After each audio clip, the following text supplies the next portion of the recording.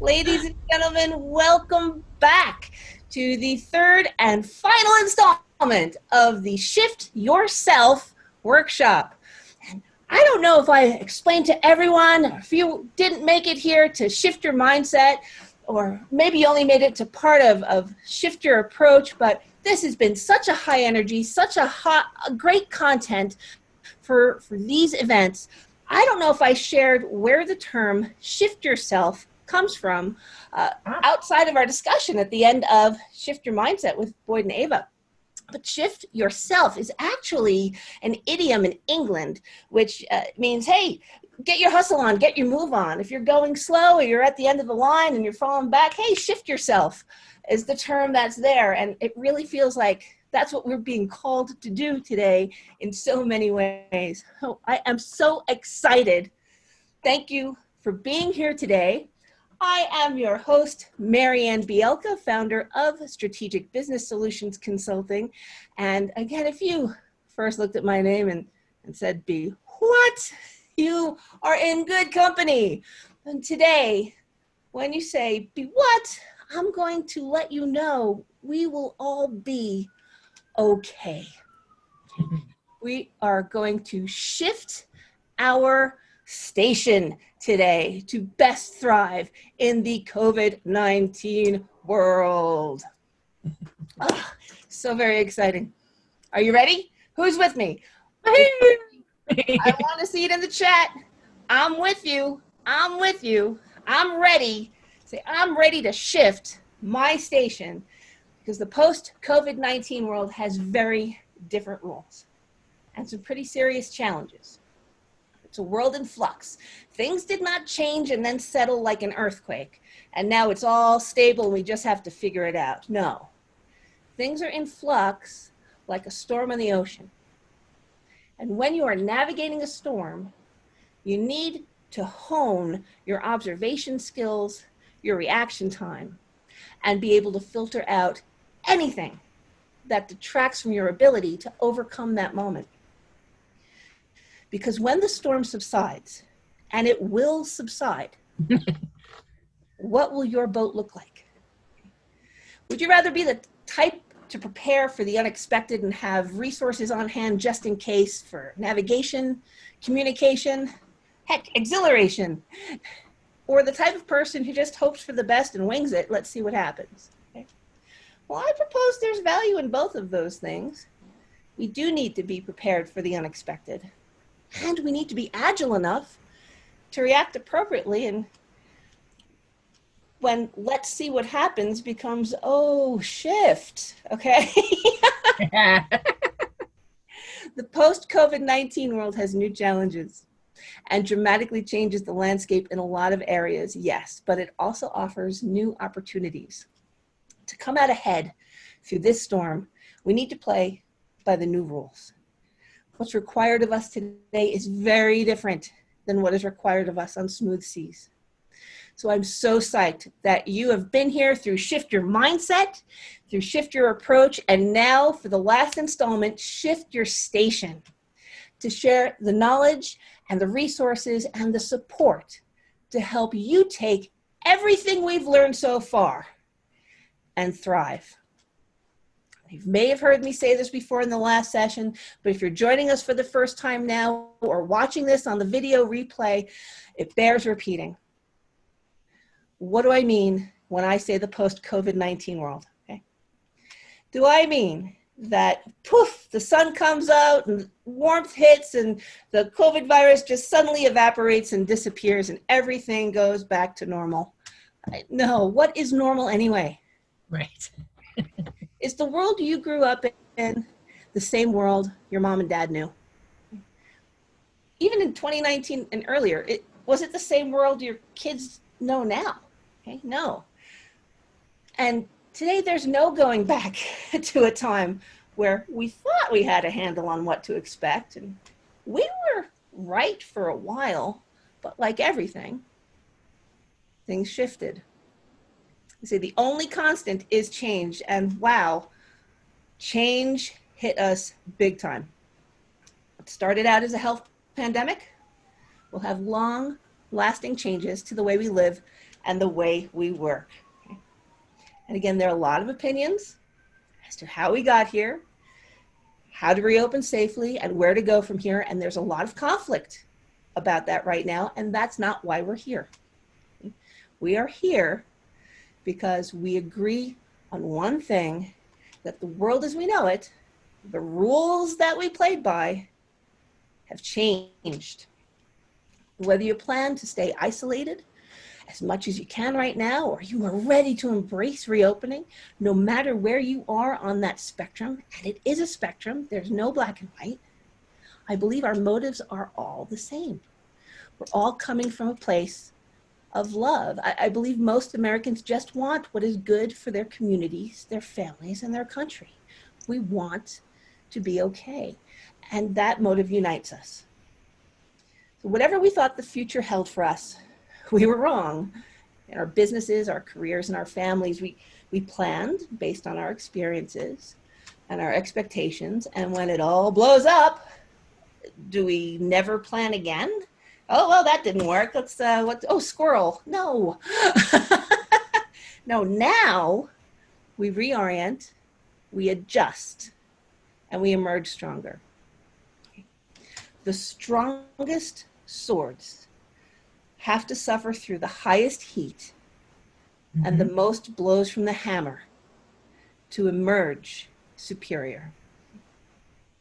Whether you are experiencing a reduction in your income or your sales, or you're not working at all right now and you don't know where the money's going to come from for that electric bill or the rent, or maybe you're still working and this whole situation is giving you pause for thought to go, I can't keep doing things this way. I need to change my approach. If any of these apply to you, you're in the right place.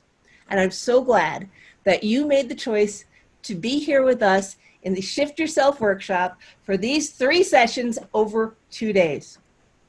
Yesterday, in our first session, we learned how to shift our mindset about the things that maybe we took for granted in the past, and heard from Ava Finari and Boyd Hamlin, who will be involved in our discussion panel later at the end of this session. I'm so excited you came back, teaching us how the power of our thoughts, quite literally, change us physically.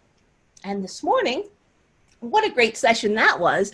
Morgan O'Donnell and I shared some ideas on how to give you, how you can have a fresh perspective, how to approach ways to make quick cash, identify new ways to build income with the skills you already have, just applied differently, and where to find opportunities to earn with those skills, okay?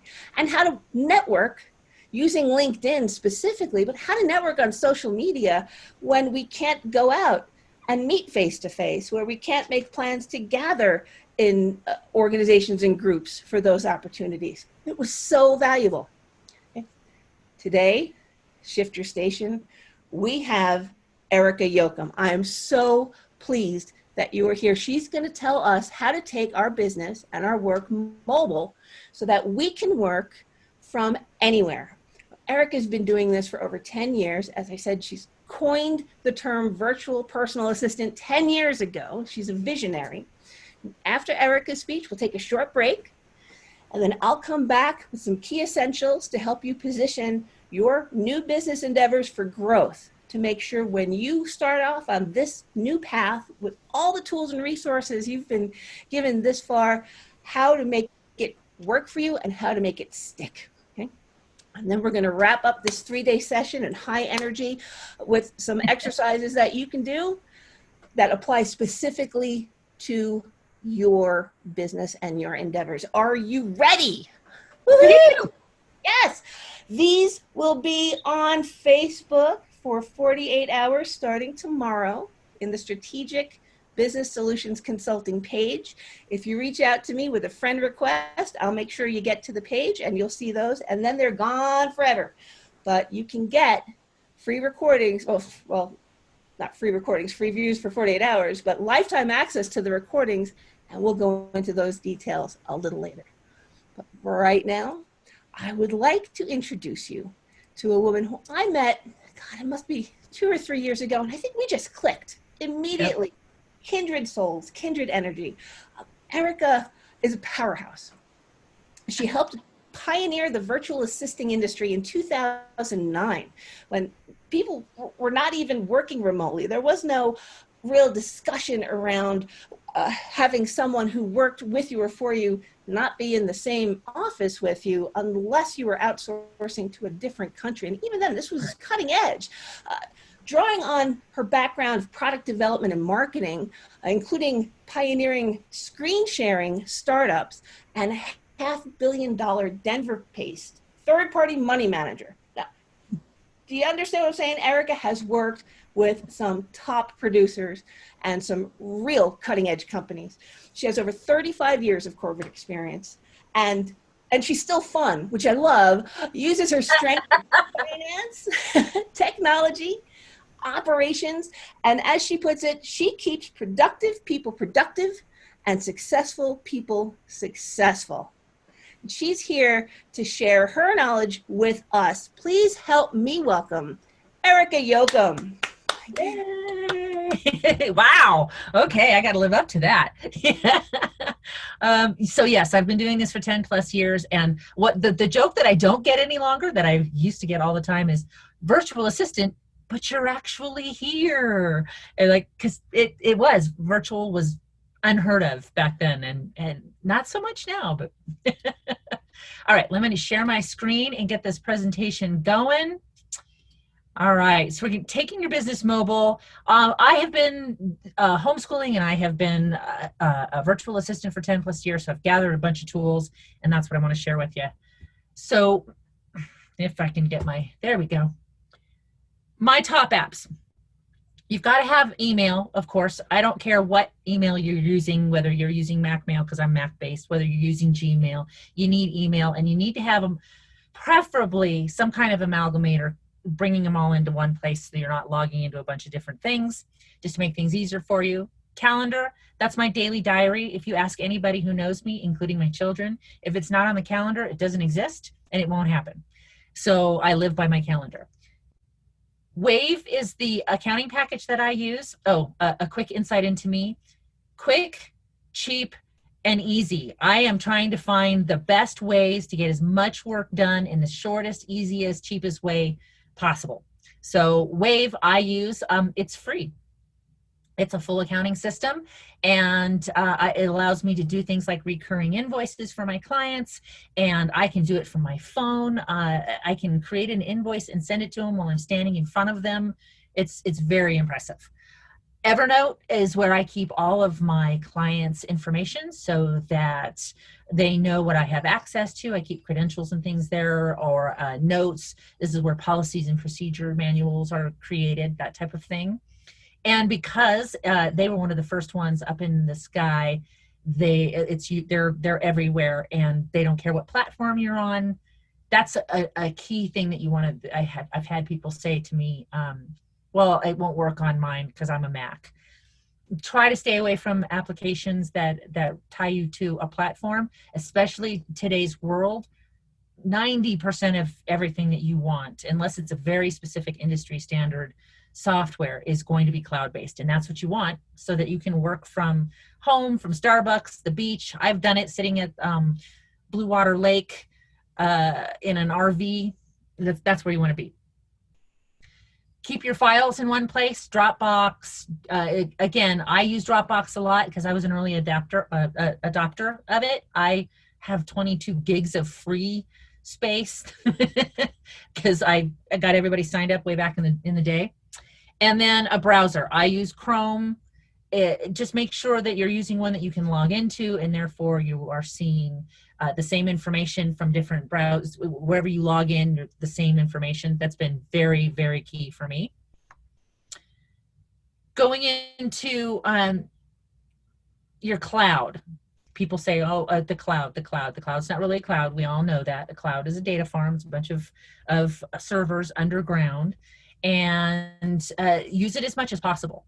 This has been imperative in the growth of my business. So you want to pick apps, programs, and browsers, etc., that play well together so that you can move from one thing to another and make it as simple as possible. I love some of these, but more than others. Google Drive has been really great, fantastic. Dropbox is great. box is like intense. Amazon has been tougher because not everybody plays with that service as well. So you really want to see, and I always tell people, just find the one that it's like a comfortable pair of shoes. Find the one that works best for you. Otherwise you won't use it. Email, again, I don't really care about which one you use, but try to find one that you can amalgamate everything into one place, because effective communication is the key to being productive. So email remains an essential part of being in an office, even if it's just you in your office. But I live in my email.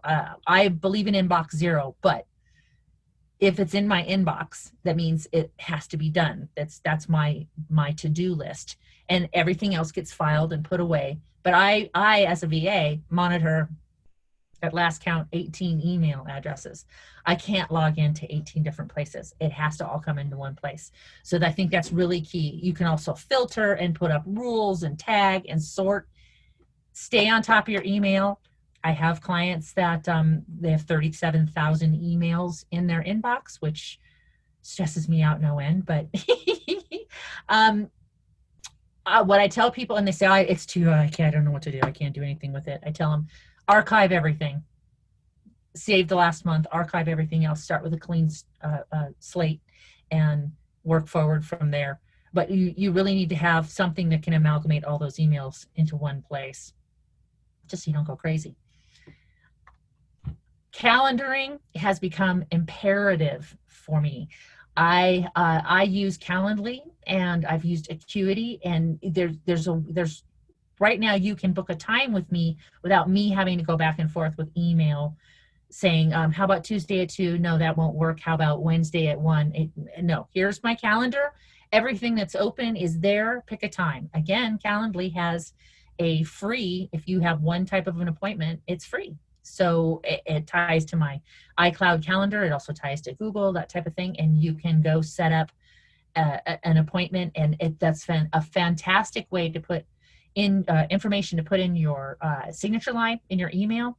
All mine have it saying, book time with me, and just send people off to grab time with me. And because we all know time is precious, I don't want to be going back and forth trying to find the right time.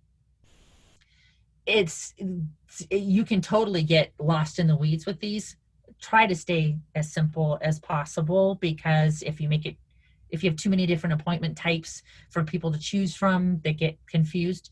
So like I have one. I have here, book a time with me, and that's the only option you have, but it's open. My whole calendar is open. Go find a time and we'll talk. If we need to move forward with a conversation, then we're on the phone, we do it then. It's very important. This one's been a big one. Accounting softwares.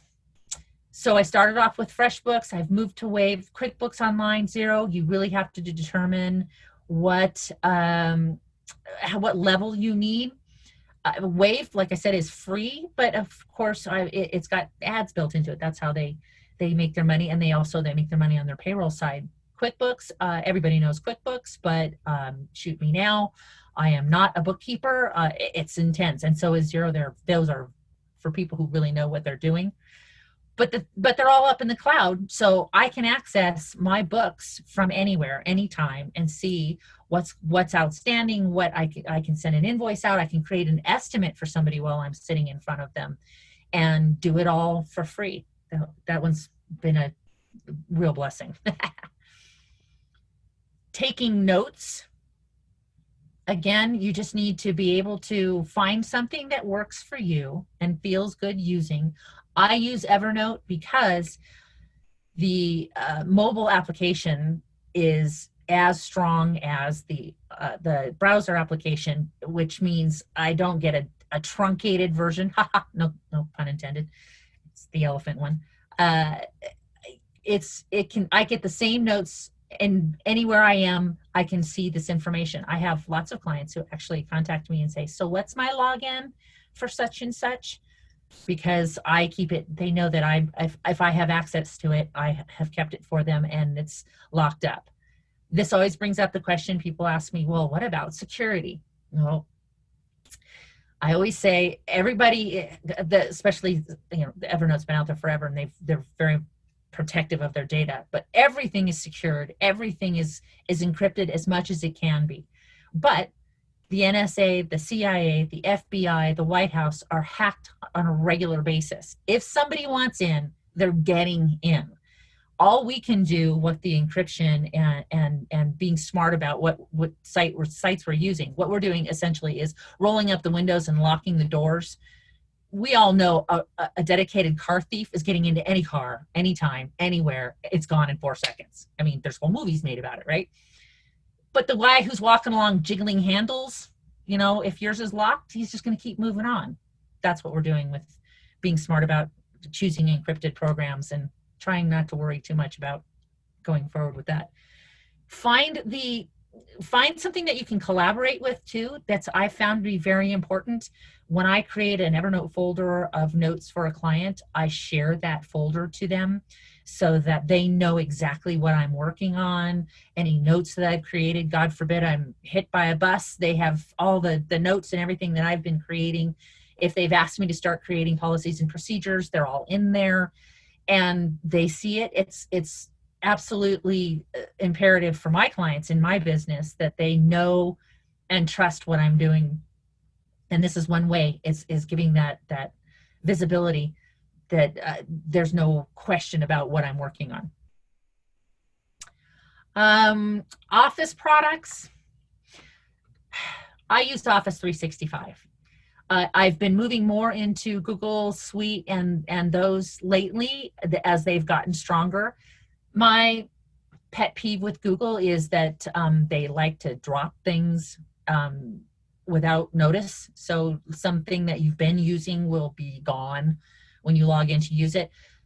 Not that Office is the perfect thing to use, but what I like about Office is that I've got whatever I'm looking at on my laptop is exactly what I'm looking at on my phone. Is I can log into it from anywhere and I can pull up my files exactly the same way. It's all tied to Dropbox and it's tied to Google Drive.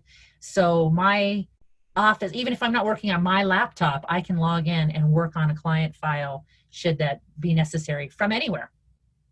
And so, and Free Office, I put that up there. They're very similar to Microsoft Office, but it's completely free. The entire suite of applications is completely free, which is pretty cool. Well, another thing that has become really imperative in this digital virtual age is some way to sign documents.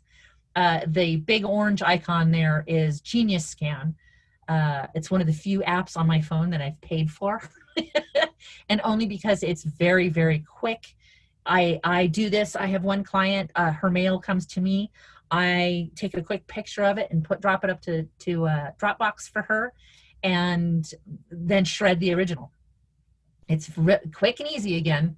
And DocuSign has become indispensable in a couple of my clients' businesses. They work with horse breeders and things like this where they need contracts signed, and it's usually right now while they're standing there, they need to have it, they can sign it, it's done, it's legal, it's all good.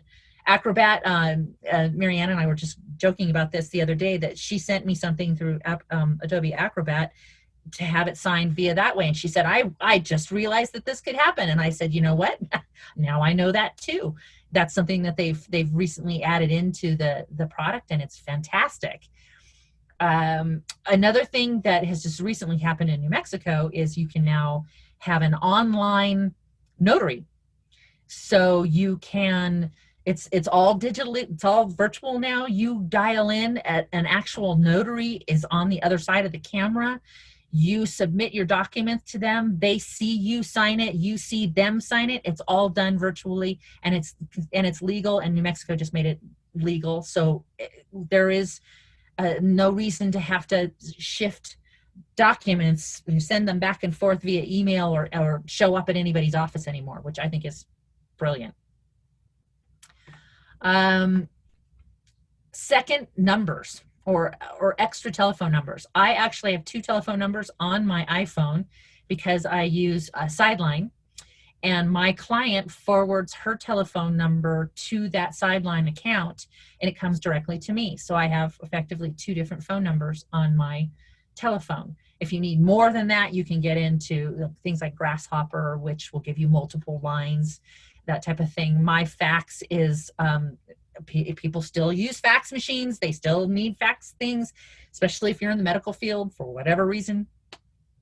It's, I use it maybe once every 3 years, and I'll pay my 99 cents and send my fax off to somewhere, but I can do it from my phone. It's brilliant. Umail is a lot of fun. You can create different voicemail or different answering messages, voicemail messages, outgoing messages for different people who call in. So when my husband would call me, he would get, "Hey babe, I'll call you right back. Haha, who are we kidding? I know you called. I'll just call you before I even listen to your message." But my business would get my professional business answering machine. So a little bit of fun there.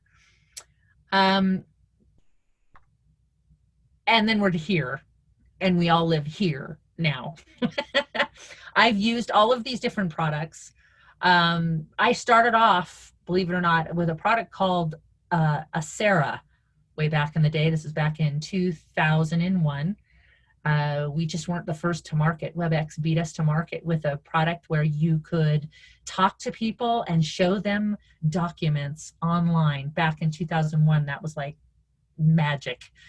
I've been involved in all of these. Zoom right now is the big one, and it's because of the ease of use, and the back end tools are fantastic. Join Me was really strong for a long time. They just kind of got, for me, a little too, I had people who had a hard time getting into them and all that good stuff. So this one is definitely personality driven. You really want to find the one that you feel most comfortable using, because if it's cumbersome or confusing to you, it is certainly going to be the same for anybody that you're trying to talk to. I would say, I would say right now Zoom. Facebook Messenger, it just started, that you can now do. They're called Messenger Rooms. Great name, but it's a free system. They don't have a lot of the tools that Zoom has yet, but it's a free Zoom-like tool where you can create a room, invite people in, share your screen.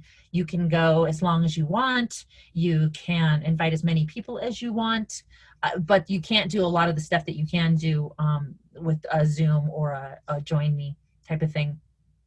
But it's, again, it's free. So if you're starting out and you don't know if you even like this kind of thing, it's a way to get in there and do a free thing. Zoom has a free version too, but you only get 40 minutes, I believe, for your meeting, and then it boots you out and you have to start a new meeting. So I think I went really, really fast and went through all of my stuff. So Marianne, I don't know where I am with time. This is great. If you have any other resources to share with us, please do. And if not, there's questions coming in. I know I have questions. I would like to ask for questions from our participants. Great. This is how to get in touch with Erika. So a number of us, going back to email, the idea of having 18 or 27 emails may be completely foreign to some of us with us today, or some of us watching this on the video replay. And many, if there are multiple emails, it could be, in my case, the Hotmail account that I created back in my early 20s that I can't let go of, but now I use just to sign up for things that will spam me. My personal email and a work email when I was working for the subsidiary of the Hospital Association, for example, under that domain. But today, I have email set up under clients, under their domain, because I'm part of their team.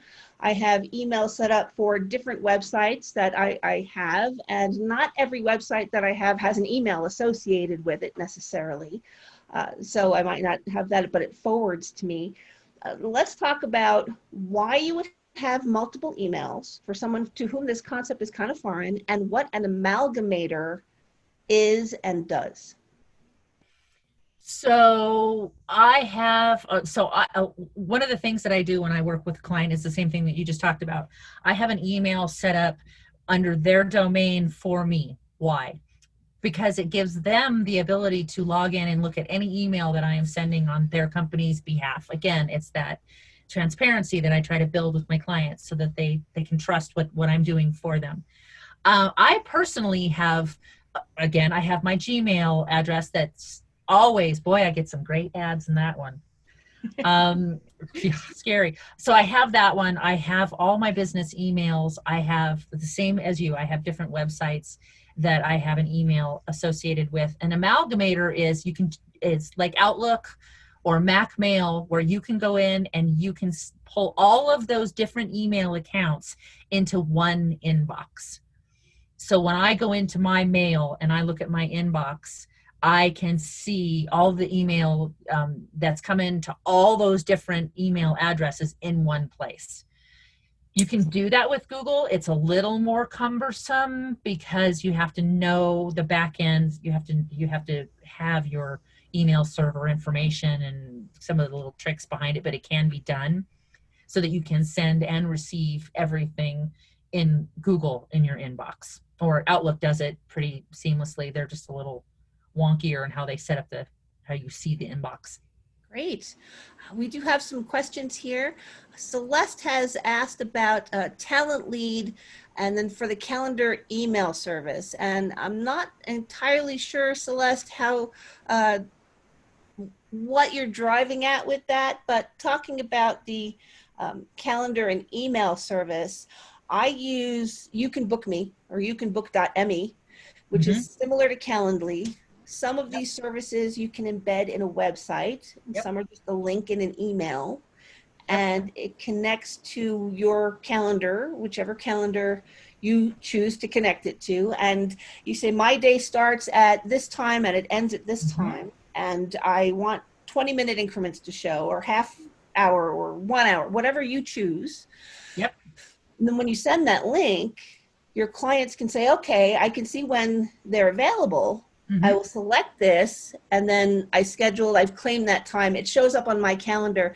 Let me tell you, I refuse to make appointments with anyone any other way, because going back, what days are good for you? Can you give me some times that are good for you? Oh, I have an appointment that day. We waste more time going back and forth rather than say, hey, click this link, pick any time that's good for you. We'll make it happen here. So Celeste, did that address what you were looking at? Oh, it says that Celeste wasn't sure she heard you correctly. She thought she heard the term Talent Lead. No, Calendly. So instead of calendar, it's Calendly. That's right. Isn't it .ly, if I'm not mistaken? No, it's Calendly.com. Yeah. Google will help you. Google's our friend. Calendly.com. So there are a bunch of them out there. So I always tell people, don't pay it. Always sign up for the free trial, because I always liken it to the comfy shoes. I had a pair of shoes many years ago, but they were gorgeous. They were silk, navy blue, heels this high, cut out sides. I mean, they were drop dead gorgeous, and they hurt like hell. So it didn't matter that they were gorgeous. I wouldn't wear them. Software's the same way. So if you can buy the most beautiful CRM system that does all the bells and whistles, but it's so much that you won't use it, because it's, my favorite pair of shoes are my bare feet. So that's what I'm walking around in. If I got to put shoes on, they're Crocs. I'm really about comfort. And it's the same way in software. Sign up for the free trial and play with it. If you get into it and you sit there going, what? Wrong software. There's so many softwares out there. So I use Calendly, but maybe you look at it and go, ew, Book With Me is better for me. Acuity is better for me. Google Calendar, if you really don't want to, you just make sure that you can do it quickly and efficiently. That's great advice. I've got some more questions here. So you have such a technical knowledge that, I mean, it came across that you know your stuff. You've been doing this a long time, and it came rapid fire at us. I know Sorry. I consider myself tech savvy, and I was, woof, wait a minute, slow down, cowboy. No, I'm sorry. So, I'm sorry. everyone, come on in. Here's a question from Boyd from earlier about StreamYard, and I'm not sure what StreamYard does. And then I have a question from Morgan about Wave, and then I have I want to go a little deeper into Evernote. Okay. So StreamYard. I have no idea what StreamYard is. Okay. Boyd is one of our speakers from yesterday. Feel free to unmute, Boyd. Ask your question here. Oh yeah, Erika, this has been fantastic. I just was wondering, along with Zoom, I just saw a guy the other day use the StreamYard, and I have no idea what it's about either. I just wanted to know if you were privy to that, or is that something free, or is that another one of those, it gives you so much stuff it's not even worth looking at? I'm a simple person too, and I wear Crocs too. Yay! I just want to keep it simple, and this has been fantastic. And later on, I'll have a question too about keeping the emails in one place to funnel rather than using a click funnel type of group or a Kajabi type of group and things like that. Mm-hmm. Great. So I don't know about StreamYard. What I tell people is I try to stay on the cutting edge of technology, but not the bleeding edge of technology, because I have a life and children and things like that. So I used to be completely consumed with the latest thing coming out. And I've realized that, and I am an early adopter. I was using Zoom before Zoom was really fully cooked. I was using Join Me before anyone knew what the hell it was. And I used to get stink eye on that one. Let me tell you, you're going to control my computer from your computer. Yeah. So there was a lot of discussion about what applets are, and yeah. So I would say Google it, and again, sign up for a free trial. Go in and look at it. And if they immediately say no, or here's another one. If there's not pricing on their website, I'm a big no. For me, that's a red flag. For me, it's going to be too expensive. If they have to customize a quote for something that that these other products are doing, I'd be a little leery about that. So those are a couple things. If they almost all of them have at least a 7-day free trial, if not longer, free trial. Sign up for the free trial and test it out. Great. I want to address Morgan's question about Wave. She wanted to know, does Wave integrate with websites to accept payments? Meaning, can you put a payment portal on a website that will then take them to Wave? I've not tried it. Okay, I use Wave. Right, and I mean. Okay, so I send. I know that I can send an invoice from Wave. They get an email. They click on it. It opens up a portal. They can use their credit cards, whatever bank account, however they want to pay for it, and do it. Can that be embedded on a website? I've not tried. I would have to go look. For Wave, to my understanding, and I apologize, I misread the question before I read it out loud to you. No, I read it out loud correctly, but when I first read it, I thought, yes, Wave does that. But now, thinking back to my own experience, through Wave, you can generate invoices to your clients that are one-time.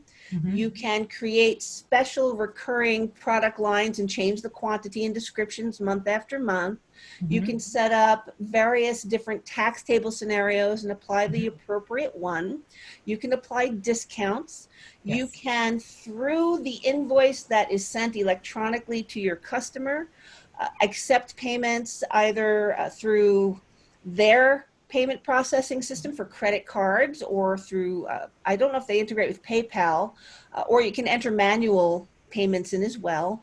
And it automatically feeds into a set of books that you can keep by adding in your expenses, again, either manually or scanning receipts. It really is very comprehensive, and I haven't given them a penny.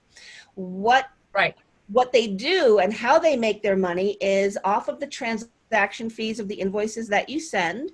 And when you're ready to grow your business and you have independent contractors for yourself that you're bringing in and employees for yourself, that's when they start to charge. So it is perfect, in my opinion, for the solopreneur, entrepreneur that's just positioning themselves, just gaining traction. And I think it's robust enough to stick to the next level.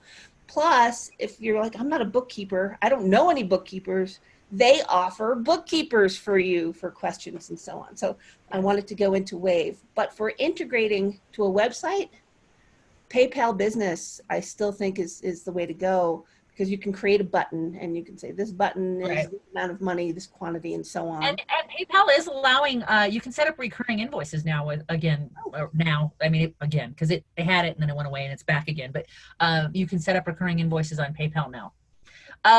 As far as fees, they charge, Wave charges the same amount. It's the same. Everybody has the about the same percentage they're going to take right off the top. So they're all Square, Square, PayPal, Wave, they all, QuickBooks Online, they all charge about the same amount. This is such great information, and it's so important, because when we're first starting out, we're suddenly responsible for ourselves. We're our own human resources department. We're our own finance department. We're our own marketing department. We're operations. We are chief cook and bottle washer. Any assistance and any automation that we can find is so, so helpful. Well, let me touch on Evernote, because Evernote, I stumbled across it, and it took me a while to really grasp the power of what it does. Okay? And when we talk about taking notes, the first thing that would come to my mind is I open up Notepad, or I grab my clipboard. This is my, analog note-taking device right here, and just start jotting down my notes. But that's not the power of Evernote, right? The power of Evernote is when you're surfing the web and you're doing research and you find a website where, oh, I want to save this site, and you bookmark it or favorite it, and you go back 3 weeks later and it's gone. Okay. Right. Evernote, why don't you explain how Evernote works for that scenario? So, I suck as a cook, but I try. So one of the things I do is I'll be reading through an article and I'll see a recipe that it sounds delicious and it's got the ingredients that I know that my family will eat. I send that straight to Evernote and I put it in a folder in Evernote called recipes. So I can, and then I can tag that recipe. So I'll put in that it's dinner, and that it's got chicken or kale or whatever my tags are, and I put it in there. So then when I'm stuck for an idea for a meal, I go into Evernote, I go into my recipe folder, and I say, show me all the recipes that I've tagged as chicken dinner with kale, and it's there. So the power of it is that it's not one notebook with a bunch of stuff thrown in it. I have a notebook inside Evernote for every client that I have. And inside that notebook are separate notes. So I have a credentials file, I have policies and procedures, or whatever I'm doing for that client is inside that folder. And again, I can access it from anywhere I can log in. That's nice. Now I use it a little differently. You taught me that you can share a page in Evernote with one of your clients or colleagues, and we can both look at the same page, similar to a Google Doc or a shared, any shared document on the web through Dropbox or MS OneCloud. I'm sorry, they're all named so similarly, and if it's not in front of me, I can just blur it together. Yeah. But in Evernote, that's where MS OneCloud. That's great. Right? Covers 3 or 4 of them. Passwords. Here is the URL. Here is the user ID. Here's the password. Let's share that with your client, whom you both have to access the same things. When I use it, say that I'm preparing on a training for an organization, and they've asked me specifically to dive into an area where I might know something about, but I'm not fully versed on it. I really want to research and have references available to me. For example, a roofing company. I understand the operations of sending a team out to a job, and I understand the budgeting and the timing that goes with that and the supplies that they need, but I'm not a roofer, and I don't understand some of the nuances that might go along with that. So I want to look into roofing. I can use Evernote to take a snapshot of an entire web page or article as it is, and it stores it, and we call it in notebooks. It's the same as a file folder in your computer. It's the same principle, just a different word. Right. And I can use a tag to say, okay, this is operations and supply, but it's roofing. So when I look up my operations, all of my operations articles in Evernote, and I see 5 are tagged roofing, I don't need those today, or those are the ones I'm looking for. Right. And that's the power of, you find something, oh, I wish I knew where it was. Evernote helps you keep it. And not, if that website goes away, you still have it in your Evernote. Yes. I hope that's helpful. Yeah, it's been very. Woo! This has been so good. We went a little further than we normally do. We typically take a 4-minute break now, but I'm going to ask the class, do you want to power through this, or do we need to go let the cat back in and heat up the coffee and take a bio break? Because I'm okay either way. I can dance to that music either way. What would you like to do, ladies and gentlemen? Power through. I got to power through. Oh, see, this is where it pays to speak up. You get to make the decision. Let's boogie. Let's do it. Okay, great. Erika, thank you. You're very welcome. Any other questions on what Erika has brought up? We can address them in the discussion, but this is so, so useful. I'm going to mute you for just a bit while I bring up my presentation, and then it's my turn to share the screen here. And y'all are in for a treat because I am unrehearsed with this one.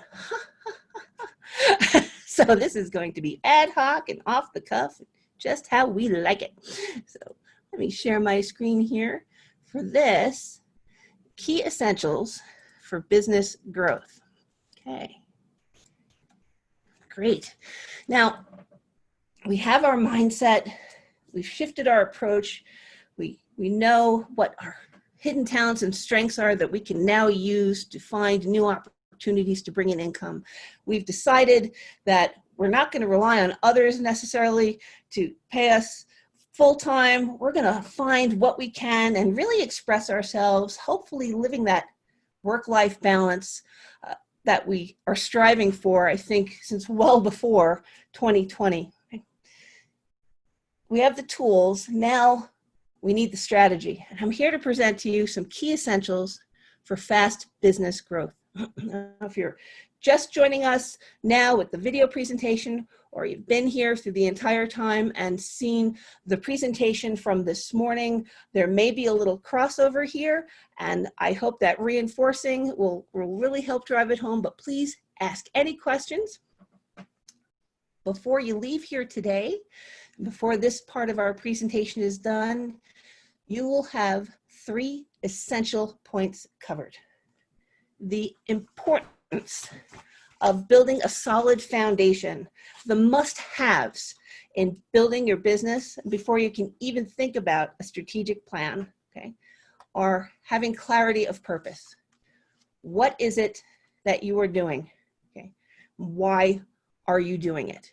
If you don't have clarity of what you are doing and the problem that you solve for others, it will be very difficult to move forward in any meaningful and productive way. Okay, we're going to talk about how to gain clarity of purpose. The second piece is clarity of message. You know exactly the problem that you solve and how you can do it and whom you do it for. How do you communicate that effectively to the people you are hoping to serve?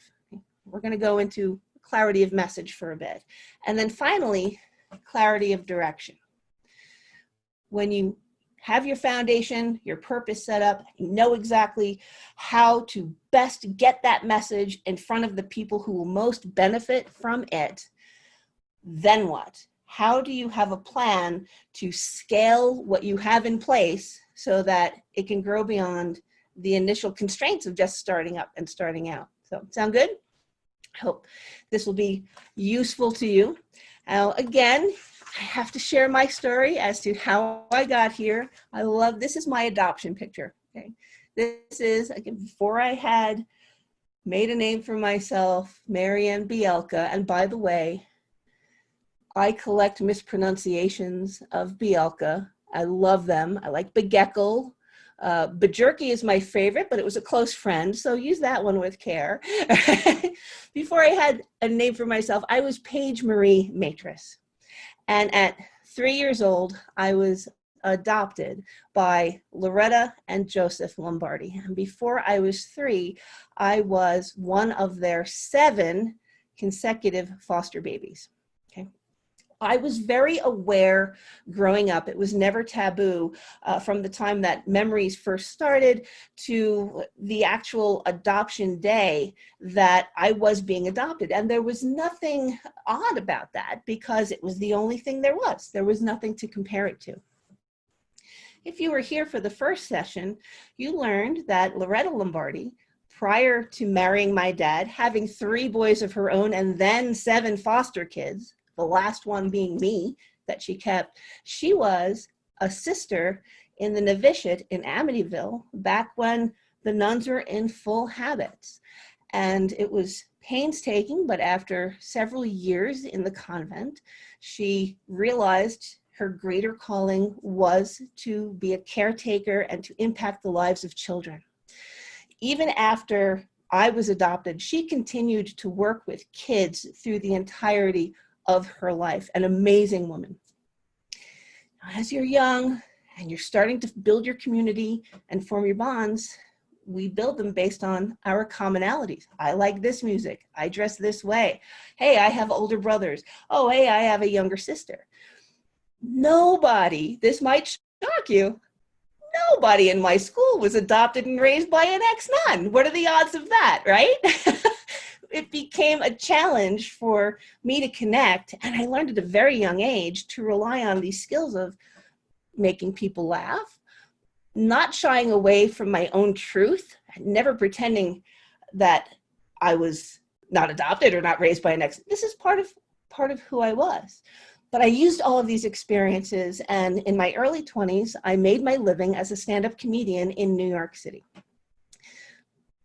Trivia point, my second performance was Jim Gaffigan's first performance. We performed together in 1992, and 10 years later, he became an overnight success, right? It takes a lot of hard work, and I love that he's a household name. I don't know that he would recognize me today. We did not keep in touch, but I remember him 3 months in.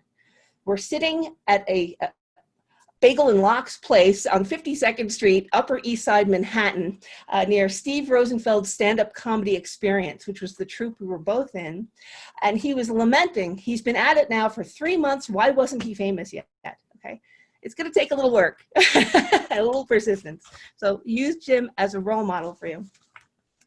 Well, I decided that trekking to and from comedy clubs in New York City and catching the ferry at 3 in the morning was a little bit much for someone who was a newlywed, and I opted to use my skills and my unique perspective to join Rickle Home Center, where they pulled me in as customer service manager over their chain of 40 stores.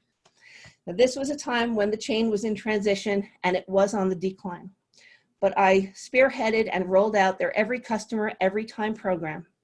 And for those subset of stores where I was directly involved in working with the management team who bought in, we managed to increase sales significantly. But unfortunately, it was not enough to keep the whole chain afloat.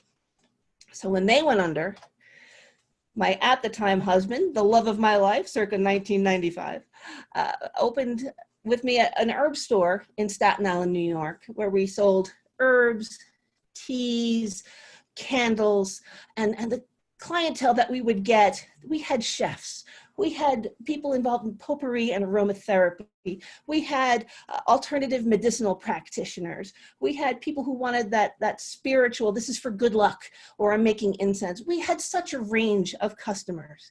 And knowing how to speak to each individual motive for why someone would come into the store and what they were looking for was a talent that was honed, and operations were profitable in under 2 years. My big success story. We sold that off because as much as I love the herb store, I hated New York. It's great. New York is beautiful in the rearview mirror. Okay. We moved out here to Albuquerque, New Mexico, and the market's really saturated out here for something like this. I thought it was time for a change anyway. And I went into computers and accounting and ended up as the operations manager of a software as service healthcare information exchange, as a 7-figure revenue stream for the subsidiary of the local hospital association here, and led the team to 9 consecutive Flying 40 awards for the fastest growing technology company of all time. 40 each year are named. So I'm telling you all this to let you know that the one important thing that caused me to reevaluate and shift was the birth of my son. And some of you may know me or may have heard in other presentations I have given, when he had a year and series of near-death experiences, not 1, but 2, I realized I could no longer spend this much time away, and I had to shift and change and go back to that entrepreneurial way of thinking, go back to being in business for myself, to have more control, to be here for him as he needed me. And that's how I ended up here today as a business strategist with Strategic Business Solutions Consulting. Now, maybe you've gone into business for yourself already. Maybe you've had your entrepreneurial, or you're thinking about having your entrepreneurial venture. And you start your business with passion, and you have optimism and energy, and you know what you want. You know exactly what you want to do, and you're going to make a mark on the world, and you're ready to start your business. You're going to give up the 9 to 5 for the 9 to 9. I'm sorry to tell you, but you have a little freedom within those hours, okay? The reality of it is that when you're flying solo, you are flying solo. Your office is not going to clean itself. There's going to be a lot on your to-do pile. As we said before, you're your finance department, you're your human resources department, you're your operations, you're your receptionist, okay?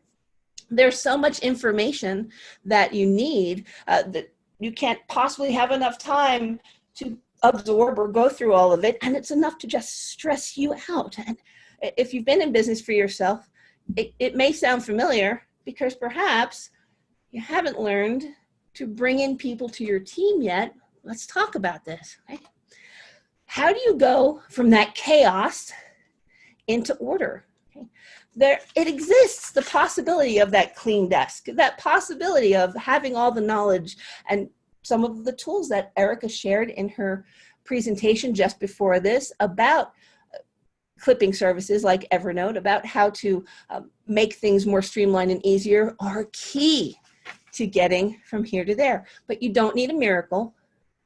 You cannot be expected to know all of this out of the starting gate. And absolutely, you're welcome to do it yourself, but it will be a lot easier if you have a guide. Okay? So the first thing here, I'm going to guide you through, allow me, if you will, to be your guide for your clarity of purpose.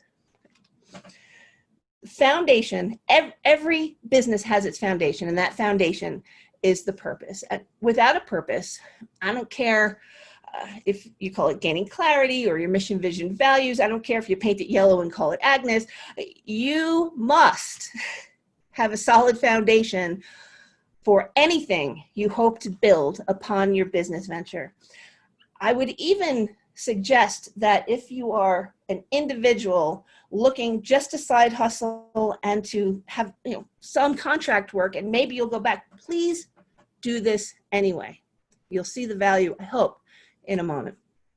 For your clarity of purpose, your mission, vision, and values are the foundation upon which you build. And we've all heard this. This is not earth-shattering news. This is not an aha moment. This is, oh, what, this again? Sure. So I'm going to ask, if you do have your own business and you've been in business for any amount of time, do you have a written mission, vision, and value statement for yourself? Right now, at this moment today, is it written? Okay. As I spoke to some of my clients when I asked this question, oh, I know what I'm doing. I know what I want. And if people are, I'm going to bring in a contractor or a vendor or employees, they're just going to get it. No one is going to get anything unless you give it to them. And unless you have it concrete in place, then people will get different messages from you, mixed messages, and anything you build is going to be on shaky ground. So what's your mission, vision, and values? If it's good enough for Google, and it's good enough for Nike, and it's good enough for every multi-million-dollar multinational enterprise, it's good enough for you. They might be onto something with this, okay? So my client, Robin, who came on board to launch her speaker business as part of my 5-month coaching program, she said, I've heard about this all the time, and I just never did it. We sat down, and in 15 minutes, we had it set out.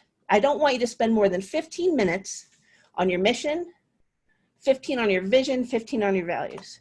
So what is your mission? 2 sentences. Grab a pen. Open up Notepad. Start typing. What do you do? How do you do it? And who do you do it for? Okay. I'm a business strategist. I work with entrepreneurs and solopreneurs to help position their businesses for growth. Okay. That is my mission. Okay. What do you do? What do you envision yourself doing as a contractor, as launching into a business maybe now or in the future? How will you do it? Remotely, in person, manufacturing, service, okay? And who do you do it for? Who's your target market? We'll talk more on that in a minute, okay? Your vision. Where will your mission-driven activity take you and those you serve? My mission is to help single moms and solopreneurs to have a better work-life balance by encouraging my mission on them. I want to help you I want to strategize with you, gain your independence. What skills do you have? How can we market them best so that you're not just screaming out into the void? Oh, I know what I'm doing. I know who I'm solving it for. I don't know how to get them to find me. So my vision is to apply these in a way that has work-life balance for all concerned. I think we need to stop aggrandizing this, 80-hour work week, 60-hour work week, working through the weekends. Although completely, you need to accept as you're first starting out as an entrepreneur, you're going to be working a little harder to set things up than you will at the end. I don't want to mislead you in any way, shape, or form, but it is worth it. Because once it's set down, once that foundation's in place, it keeps giving dividends and pays back over and over. We'll talk about that too. Your values.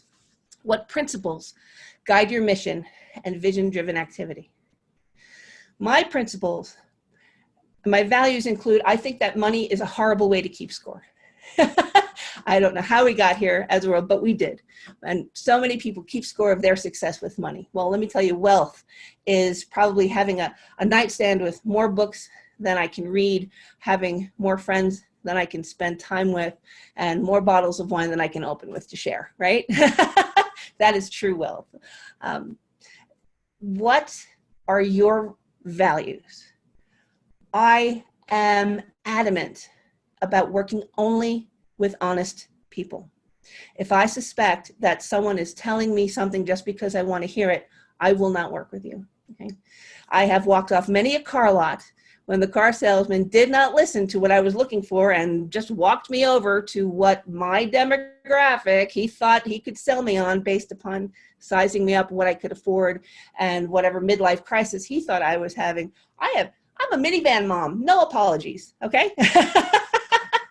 I will rent the convertible with the top down, but I'm buying a minivan, okay?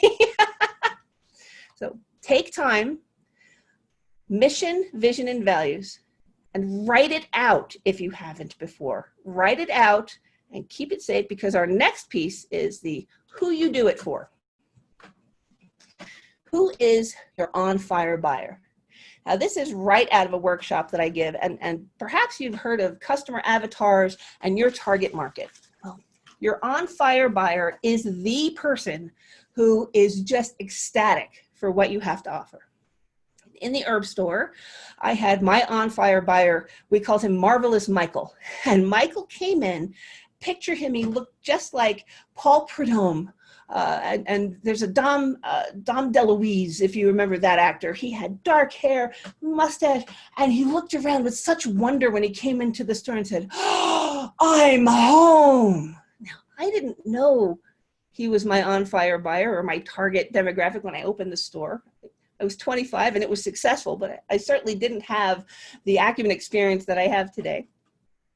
But when he came in and he was, I knew that every time I put a marketing message together and I marketed it to Michael, who was a single gentleman in his early 40s, who worked in the healthcare industry in service giving to others, who loved to entertain, who did not belong to any organizations or associations, but was very active in social groups. Okay?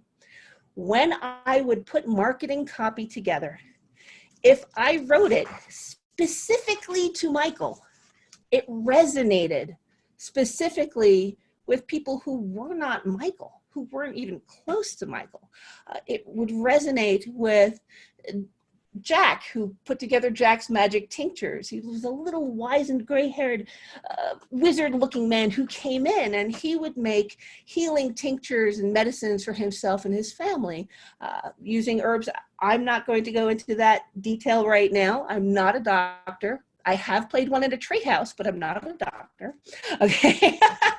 When you create your customer avatar profile, you want to know 4 things. You want to detail as much as you can, 4 things about your on-fire buyer. Okay, who are they? You want to know their gender, how much money they approximately make in a year, what kind of profession are they in, and be specific. Okay, I want you to give your on-fire buyer a name. Maybe it's not Michael, maybe it's Beth or Carla, whatever name. What do they do? How many kids do they have? Where do they live? Do they own or do they rent? Okay. Do they own a car? Do they take public transportation? Are they an essential worker today? Are they working from home already? Okay. Everything that you can think of about who they are as a person. Are they a churchgoer? What denomination of faith? Are they spiritual but secular? You know, everything you can think of that defines your just loving tribe, that your ideal person that you're serving, jot it down. In the what column, you want to know what organizations does Carla belong to. Okay, maybe Carla is a human resources professional and belongs to SHRM. Okay, and as a result, she really likes giving back. So she's also a member of Civitan, which is a group that has many clubs all over the country and are focused on volunteer work and charitable organizations. So maybe she's active in Civitan, and she likes to network with other women business owners, like the business that she works for as a human resource professional. Where does she get her news? Well, she's on Facebook. She's not on Instagram. She doesn't quite understand that, but she spends a lot of time on LinkedIn. Okay. Also, she sits down in front of the television with her family after dinner and catches up, sees commercials that go on with the local evening news. You want to know exactly where she is going, what she is doing, what schools do her kids go to, what ages are her kids, are they involved in sports? Do you see the level of detail that I'm drilling down here? You cannot get too detailed. Think of yourself as a writer or a script movie film writer, and you're creating characters in your story. You want to give as much backstory as possible. You want to make this character come alive. So when you are envisioning talking to them, you can sit across from a table with an empty chair and see exactly what they look like. Well, one of my clients once said, you know, when I'm walking down the street and a person walks past me, if they're fitting my on-fire buyer profile, I recognize them right away. I feel like I know them and I have to stop myself from saying hi. I want you to get that detail. The next two categories are yum and yuck.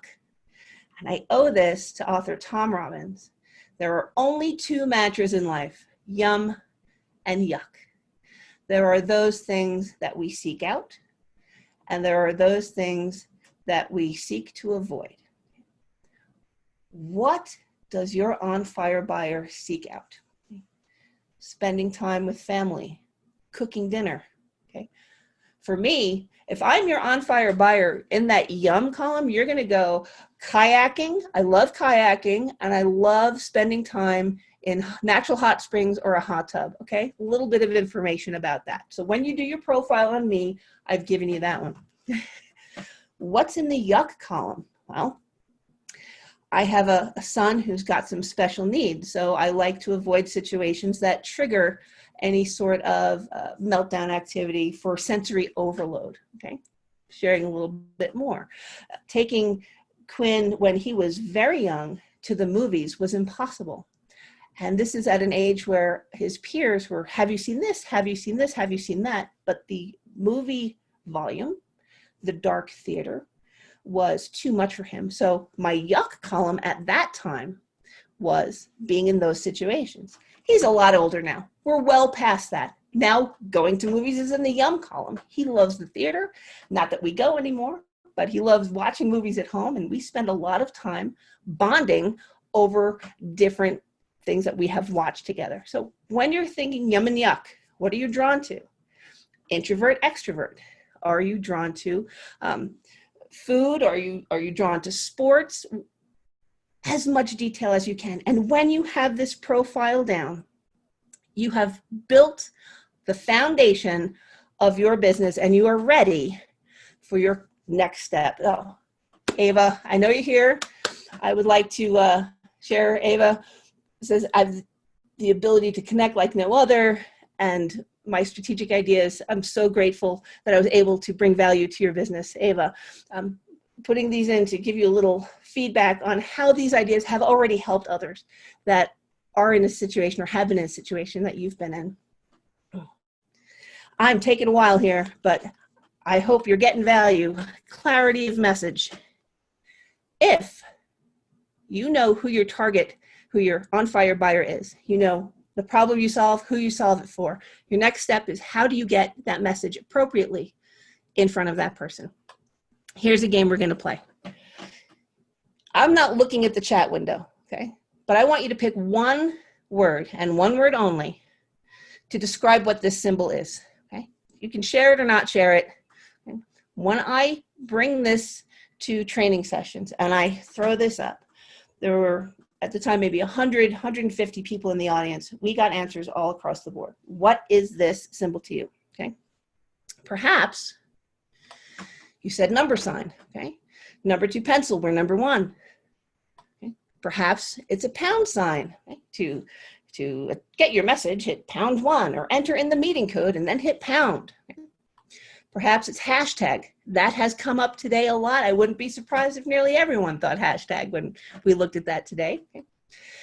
But if you're a musician, maybe it's a sharp symbol to you. Okay? Or if you're a computer programmer, maybe it's a hex symbol, because this is the symbol that is in front of 6 alphanumeric characters that tell a computer what color to show you on a website for text. So we've learned something there today. Hex. I've heard tic-tac-toe. Now the great thing about communication, and this particular example, is no matter which one is your go-to, your default, you're all wrong. This symbol is an octothorpe. New word of the day.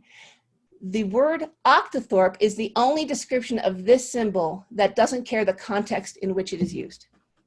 If I call it a pound sign, I'm using it in the context of a phone. If I call it a hashtag, I'm using it in the context of social media. So when we are talking with our target market, and perhaps, you know, my friend Carla, my on-fire buyer Carla, she is a rabid rabid fan of soccer, and she is just in love with Albuquerque United, which is our local soccer team, and she has her foam fan hand, and this is number one because her team is number one, number one.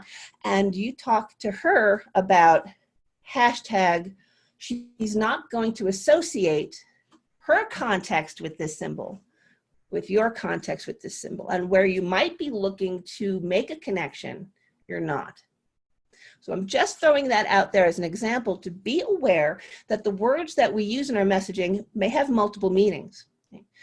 There are some, I know today you can't say the word media. If you're talking about media as, I mean, I want it to be on tape, or I want it to be in a video format, or I want it to be on paper, you know, what's the media that I'm sharing this versus, oh, media is bad, messaging that comes from another area. Be careful of choosing a specific word, because the recipient of your message may have a very different emotion attached to it. Okay? I hope you found that helpful. Going into, again, one of my classes that I go into about communication, you want to know what you are really saying. There are so many factors at play. Your expression styles. Are you direct? I'm a direct communicator. I have something to say, I will say it to you. And communicator, a logical or supportive communicator. What do I mean by those? Here's an example. There's I crumple up a piece of paper, I throw it on the floor. The direct communicator will say, pick it up. Okay. The supportive communicator will say, can I help you get that? Okay. The initiating communicator may say, oh, it looks like this is on the floor. Did you want that there? Okay. And the logical communicator, analytical, might say, how did that get there? So it's all about the same event, but they're going to have different approaches to that. In addition, we learn visually through audio or kinesthetic by doing. So does your target market. So does your on-fire buyer. If you want to get in front of someone who is visual, the printed word is great. The video is great. Video is great for audio as well. If you want someone who's kinesthetic, you want direct mail. You want something in their hands that they can feel and touch. You want something they can print out and use, okay? You want an exercise that's interactive, question back and forth. So these are things you may not communicate, you may not think about in your communication. What are the preferred modes? And this is more difficult now that we're isolated from each other, and there are definitive lines along age and generational preferences here as well, sweeping generalities, but for the most part, you may find that face-to-face is something that is preferred by the older end of the spectrum and the younger end of the spectrum, but not so much in the middle at times. Okay. That's F to F. Okay. P2P is phone to phone. I know people who love to call on the phone. I think phone calls can be very effective. And at sometimes I don't want to talk to anybody. Text me. Okay, I can't talk right now. I don't even want to deal. Or video to video. Okay, email to email. My generation is the dawn of email, and we love it because I can give you a message and I can give you 5 paragraphs of backstory as to how I got to my one point that I'm trying to make here, and just completely confuse the person who is rather a text-to-text kind of person, T to T, where I don't need 5 paragraphs when I can use 5 words. Come on, save my day, save my time. So the preferred mode matters when you're forming your communication with your on-fire buyer. And then invisible idioms, okay? The memes, pop culture references, generational influences that some may be aware of and some not. For example, talking about idioms, I had called Morgan in a conversation earlier, the bee's knees. And in hindsight, I realized, man, I must be the only person on the planet who used that phrase today because that's not something that's really in common parlance anymore.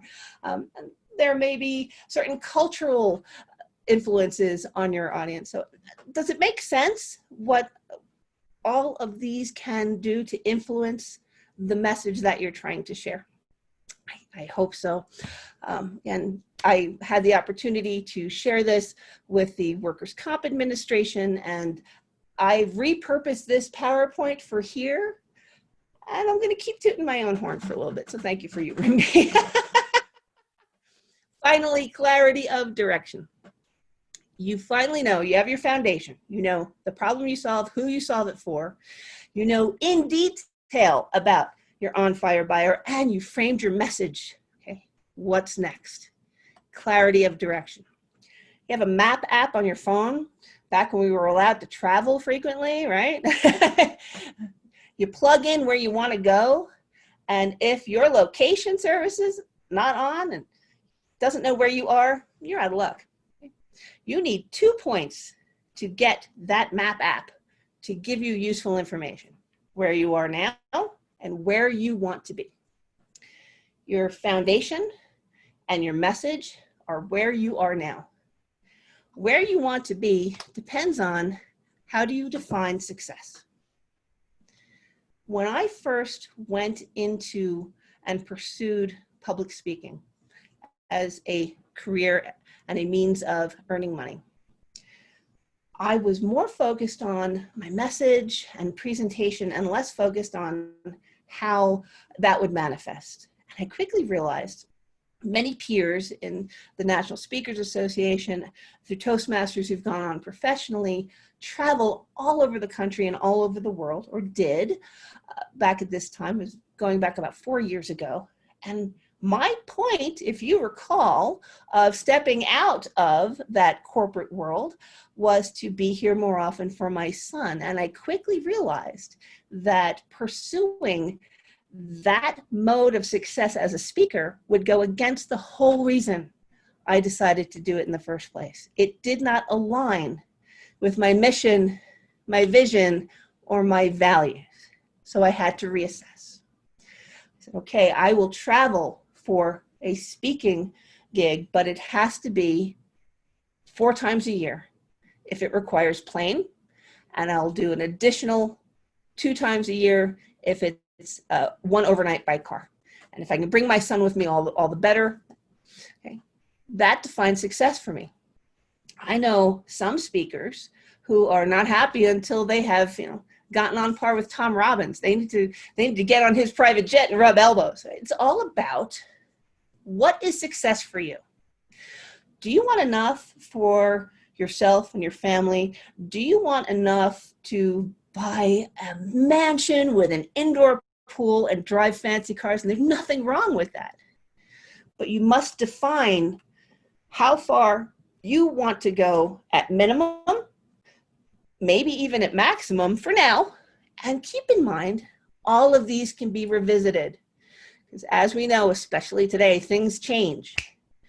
But without a map, without a way to measure opportunities against your purpose and your goal, you can easily become distracted and disoriented. Without these in place, it's so easy to jump at every opportunity that presents itself. And a year later, we are nowhere near where we thought we would be, nowhere near where we wanted to be, and just confused as to how the heck this happened when I started out with so much passion and drive. Well, when this opportunity comes in, does it measure against the problem that I solve and who I want to solve it for? Does it measure against my ideal customer, who I want to serve? Okay? Does it measure against those appropriately?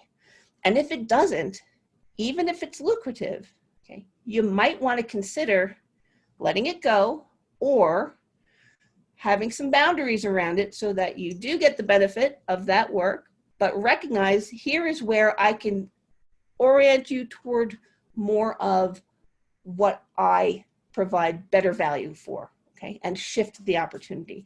So this is so instrumental in growing a business over the long term that you love, and it doesn't become drudge work like the career that you're leaving to go launch your own. Does that make sense? Is that valuable to you? Okay. All right, so once you have your foundation, you have your message, your direction is your strategic plan, and that leads you to the success and the income that you are hoping to build. And it does take time. These building blocks don't just come together very rapidly, but it doesn't take forever. And if you approach it the right way, it will take a lot less time if you approach it correctly than it would have if you're trying to figure it all out on your own. So thank you so much. If you could cut the chaos and position your business for growth, and wow, look at this. I forgot all about that. Let's take a look at this fancy little animation that I put here. Repurposing old PowerPoints. It's an adventure for me and for you, okay? But if you could cut through the chaos and position yourself for growth, how much time and money would you save? I'm not selling you anything, but as I said, this was a sales presentation back in the day. But I am offering you the free gift of the 20-minute strategy session. And the website is shiftmystrategy.com. That will forward you to an application. And all I want to do is get some information about how I can best help you. And to do that, I need to know where you are. This is not an upsell. I'm not going to say, okay, and suddenly I have to charge. No, let's spend 20 minutes. Let me know where you're at, and I will share along the same line as the tools and the tips that we've shared today through the Shift Yourself workshop in a more tailored fashion for you. It's a service I can provide because I know that today, especially, we are all floundering. And again, we hit over 40 million unemployed today. This is no joke. I want what's best for my community. I want what's best for my tribe. And the best way that I can help is to provide this service to people who need it. So if you need it, please, shiftmystrategy.com. Again, a repurposed slide, but we'll talk. And if I can help you, then then you've paid me, okay? That's exactly where it goes. So if there are any questions on that, let's see. I don't know if there are any questions here. Let's see. I'm going to ask my other panelists to unmute at this time and chime on in. I hope this was of value to you. What's your big aha from these last 3 sessions? And I invite our panelists and our participants here. What is the thing that you can use immediately? Can I say something first here? Oh, Erika, you were getting ready to go. Yeah, go ahead. Go ahead. I think what it reminded me of is that I don't have to work with everyone. That I can, this is treating my business like the hottest nightclub in town, putting up the red velvet ropes, only certain people get through. And it comes back to that. I was writing out my values. I will only work with honest people. I will only work with people who align with my views. I will only work with people who respect what I do, and things like that. That it reminded me. I needed that reminder. I'm a people pleaser. I want to help everybody. I want to work with everybody. I want to make everything better. Doesn't always work out, and I have to remember that. So. Well, that's very good. And one of the things that I've had to adopt over the last several years, of course, with my brain surgery situations and stuff like that, it's like, oh, are you serious again? We got to go through this crap again. In the whole process of that, is that I have had to shift and also hang on to things very loosely. Mm. And in hanging on to things loosely and being flexible, I have discovered that the message that I thought I had for a particular group wasn't really even that group. That was not the avatar. And an example of that is I have, my background is in youth ministry. And I did a great job with that stuff, had a ball doing it, but my target really was not youth. It was their parents, mm-hmm. their teachers, and the people that had influence on them. And if I got that clear, I'd be okay. And it worked in youth ministry. Now I'm not. I'm the big 5-0, which if you say that real fast, it sounds like 15. And I have had to redefine not necessarily my purpose, but the message and the direction.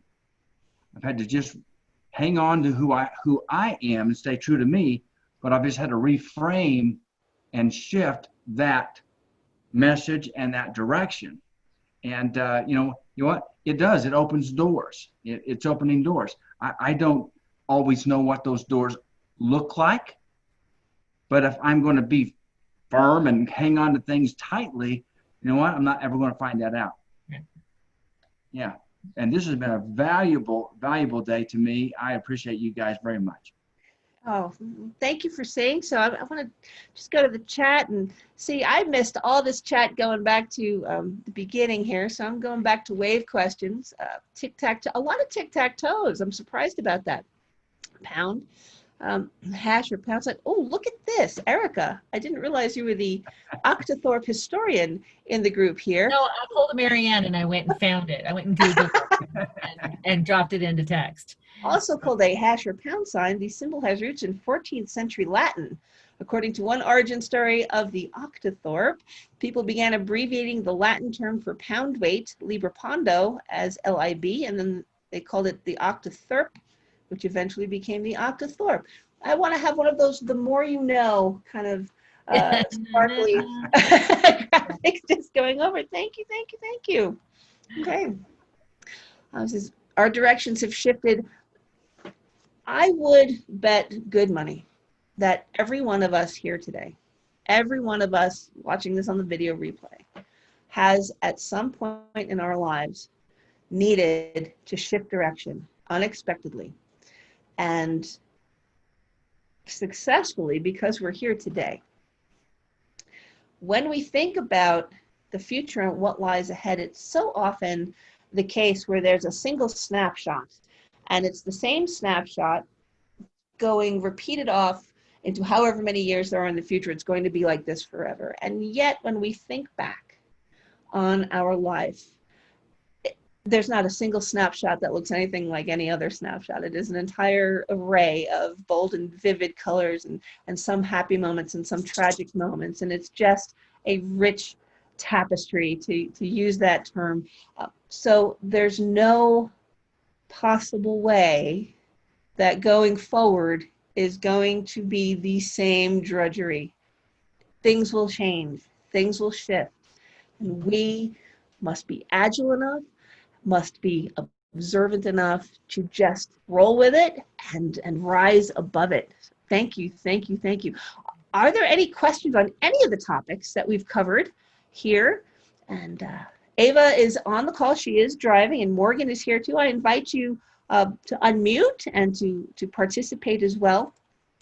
It says from Athena, this would be a great workshop for stay-at-home parents whose kids were going to middle and high school. Absolutely, thank you. And it's something that I do offer. So if there's any opportunity, if you could think of any group that would benefit from any of the speakers that you have heard over the last 2 days, I invite you to reach out. Marianne at strategicbusinesssolutionsconsulting.com, but I have an alternate, Marianne at bewhatnow.com. See, the last name, it pays off every now and then. You can reach me, it forwards. So I might not respond from that email, but it will get to me here.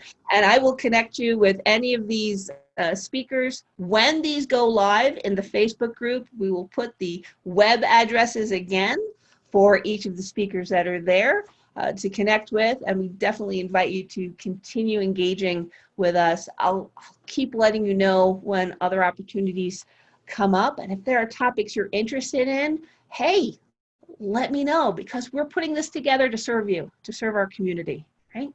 So what a joy.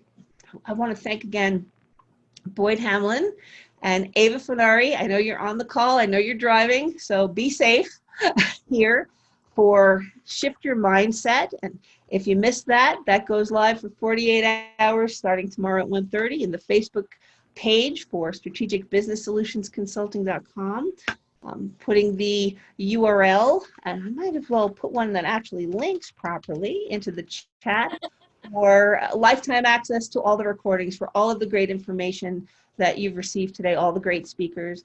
I want to thank Morgan O'Donnell for this morning, for shifts your approach, your tidbits and information on how to network in a time where we can't be face to face, where all the rules of networking just went out the window. The information that you shared was so valuable. And can I ask, has anyone else experienced meeting more new people in lockdown than we typically met? Not in lockdown? Yeah, I've had more meetings in the last few months than I've had in the last few years. I mean, yesterday I had 6 Zoom sessions. This is my 4th today. Wow. So, yeah. Yeah. That is amazing. I've been telling people this for years, though. You know, we could do this virtually. I don't have to go to the office. And they, oh, no, you got to come in. And then we're sitting across the table from each other, looking at each other. And I'm thinking. You bring up a good point. There were so many companies and so many people hesitant to do virtual because it's not the same. Right? You're not serious if you're not here in front of me. If you're going to be sitting at home, how do I know that you're blah, blah, blah? Because this is the result we put out. We are adults. We are professionals. This is what we do. You do not need me to be, at least 6 feet, but within 12 feet of you in order to accomplish that. Yeah, do you mind if I say something that what Erika said there? I think that, this is very interesting because we have been in more Zoom things and things like that. What happens when we're together, even though it is very fun, the first thing people usually look for is where is the snacks? Where's the drinks? Where's the refreshments? And here, we ain't got time for that. What? Get your own. We don't have time for that. That bleeds into your companies are realizing it's a reduced expense. Yes. If there's training that can be done or a conference within reason, there's a lot of value to being in person, and I look forward to that again. Okay. But absolutely. I'm not going to be comfortable with that for a long time, frankly, because that's how I'm wired, and I don't want to put on an event where I'm inviting people who might not be comfortable. I want to make sure that whatever I am putting out there has a high comfort level for the people I wish to serve. So companies are realizing there's no travel cost to this mode of training, that they can reach more rural people. It can be on demand, and expect to see more of this even after the need for it, in theory, goes away. Absolutely. Great. Let's see. Oh, a lot of yes. So thank you so much, everyone, for being here. Thank you, Celeste, for saying thank you. I've received so much value. That is the highest praise that I think any of us as speakers and presenters can get. If you are uncomfortable, by the way, in a Zoom session, because watching yourself stinks sometimes. When we're in face-to-face, we don't have to look at ourselves going, oh, well, that quarantine 15 pounds is really showing in my face that I gained from all that snack food. Yeah, speaking for myself, not for anyone else. When you're in a Zoom meeting, here's something that I hope you find very useful. Hover over your own picture, click those 3 dots, and select hide self view. And you don't have to look at yourself anymore, and that whole awkward part is taken away. So if that helps you, great. What that might do is stop you from realizing, especially if you have a door behind you where someone walks across it. We've heard all sorts of fun stories about people. Well, Zoom bombing is where someone's invited or not invited and shows up, but where something happens behind you. The green screen is there. If you're wondering how to get that video behind you, that at the bottom left where it says mute, stop video, there's an arrow up next to the video camera. Hit that video up, choose virtual background. You can have that. Some have an option of I have a green screen, I do not have a green screen. Hey, look, Erika is suddenly in space. I love it. You might want to play with that because you can meld into it and not meld into it. I'm a little freaked out by the virtual green screen for me, but I'll play along. So here's my little Zen rock garden, and then I'm holding something, and then suddenly my arm disappears. It's gone. That you play around and find out what works for you. But I prefer just where I'm at. So enjoy and embrace the opportunities of the tilted world. Okay, shift and ride this out. I promise you, by keeping an open mind and being able to try something maybe a little outside of your comfort level, we will all emerge from this stronger and in a better position to succeed than those who have not taken this opportunity to really assess, okay, everything I know is gone. Let me not focus on what's gone. What's new? What's really lifting up? What can I do differently? What skills that never made me an income before can I use to help in my new, I think, Boyd, the new now is how you called it? Yes, ma'am. It's the new now. And that demands a lot of our attention now. And you're right. It's trialing and erroring.